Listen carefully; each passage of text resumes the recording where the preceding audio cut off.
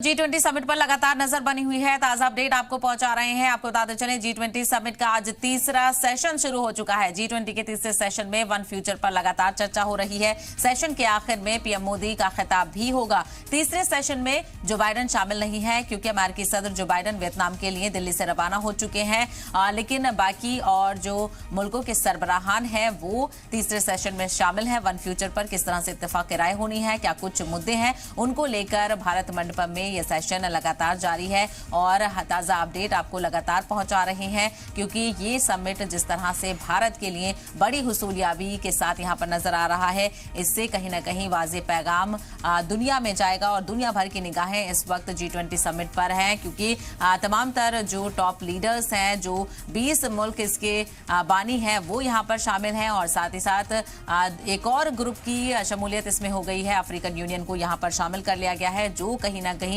बड़ा तारीखी लम्हा हिंदुस्तान के लिए भी है और ग्लोबल साउथ में जिस तरह से हिंदुस्तान अपने कदम आगे बढ़ा रहा है, एक टफ कंपटीशन यहां पर देखा जा रहा है। तो लगातार आप देख रहे हैं सारे डेवलपमेंट्स यहां पर देखने को मिल रहे हैं। कल का दिन बेहद खास रहा।